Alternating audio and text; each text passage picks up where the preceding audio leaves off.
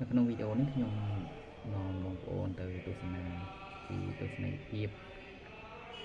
ប្រាសាទផ្សេងៗក្នុងទីក្រុងឌីលីឬក៏នៅបរិវេណប្រាសាទចតុភូមិចឹងបងប្អូនប្រហែលជាឃើញហើយទស្សនវិជ្ជាហើយមានលឺសំឡេងសូត្រធម៌សូត្រអីតាមជាទំនៀមរបស់សាសនាហិណ្ឌូបងប្អូនជានៅក្នុងសាសនាហិណ្ឌូដូចបងប្អូនបានដឹងថាមានព្រះច្រើនណាបងប្អូនមានព្រះច្រើននៅក្នុងចម្កោមសាសនាតែមួយប៉ុន្តែមានព្រះផ្សេងៗគ្នាកាន់ផ្សេងៗគ្នាដែរអញ្ចឹងព្រះរាប់រយរាប់ពាន់ព្រះណាក្នុងសាសនាហិណ្ឌូអញ្ចឹងសូមបងប្អូនទស្សនាដល់ក្នុងជីវិតគឺជាប្រាសាទចតុភូមិជាសាសនាហិណ្ឌូនៅក្នុងទីក្រុងឌីលីនៅលើម៉ោង7ជាង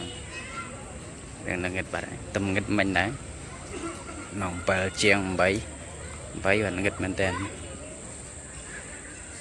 កនេះនៅមានមនុស្សច្រើននៅឡើយនៅកន្លែងនេះប្រាសាទច្រើនតែប្រាសាទសាសនា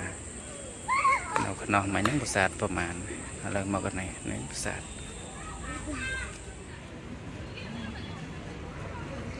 នេះក៏ជា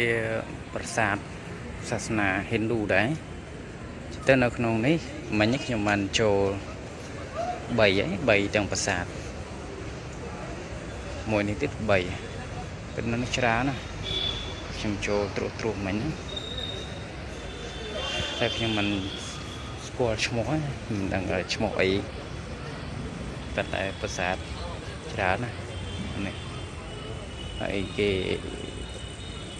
នៅតែគេបើកដល់មកប្រហែលគេប្រជាពលរដ្ឋនៅនេះគេចូលបានសេរីធម្មតាមិនមានការទិញសមុទ្រទិញអីទេចូលបានសេរីធម្មតាហើយខ្ញុំទៅសារត្រង់មួយរឿងប្រាសាទហ្នឹងគឺធ្វើធំហើយគឺពួកបាច់រចនាក៏មិនអន់ប្រមាណដែរ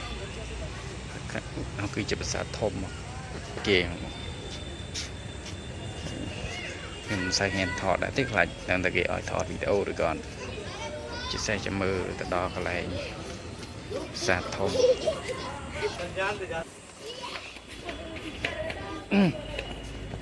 សាត់នេះក៏ធំដែរបងប្អូនធំមែនតើ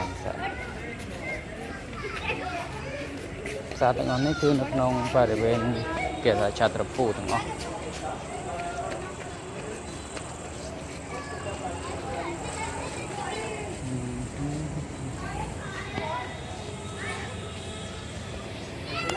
ក៏ដល់ពូប្រាសាទសាទនេះធំតែ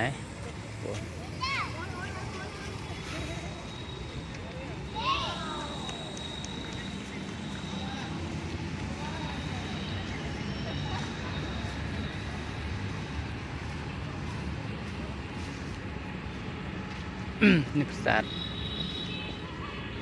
សាទអីទេនេះឲ្យបែរជាព្រះរបស់គេឬក៏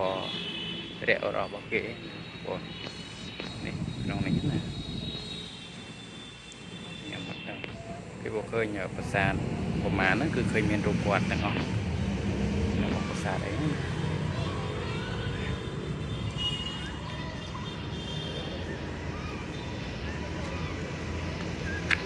ឡើយនេះបងប្អូន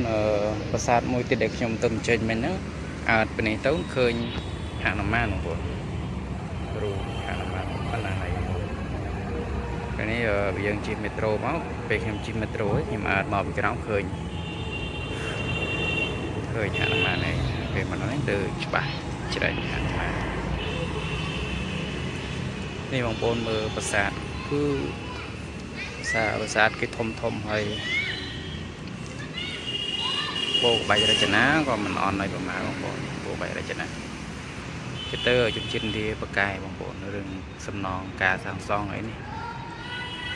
គឺមានគំនិតក្នុងការច្នៃប្រឌិតក្នុងការសាងសង់គឺខាងស្ថាបត្យកម្មហ្នឹងគឺអស្ចារ្យមកឥណ្ឌាអញ្ចឹងហើយបានជានៅប្រទេសឥណ្ឌាក៏សមូបេតិកភណ្ឌដែលចុះនៅក្នុងជីជាតិហើយនៅក្នុងអ អន្តរជាតិដូចជាអង្គការ UNESCO ឯជាដើមហ្នឹងគេថាបេតិកភណ្ឌជាតិនិងបេតិកភណ្ឌអន្តរជាតិពិភពលោកឯហ្នឹងណាដូចចរិយាវត្ថុទាំង7នៅក្នុងចំណោម7គាត់ចរិយាវត្ថុទី7ហ្នឹងក៏មាននៅក្នុងប្រទេសឥណ្ឌាដែរគេថាតាមិលប្រាសាទតាមិលហ្នឹងប្រាសាទហ្នឹងខ្ញុំអត់បានទៅដែរប៉ុន្តែខ្ញុំគម្រោងទៅដែរប្រាសាទហ្នឹងហើយជាពីកន្លែងខ្ញុំទៅឆាតខូនទៅហើយជាជិះ2ម៉ោងជាង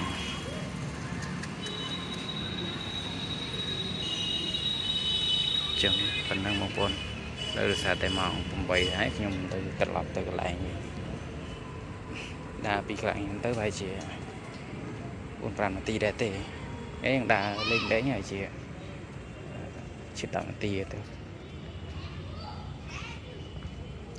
ខ្ញុំមិនបានចូលទៅក្នុងទេគាត់អានពីក្រៅអូខ្ជិលដោះវៃជើងដល់អីដែរទៅដោះវៃជើងកន្លែងសក្ការៈបូជាបង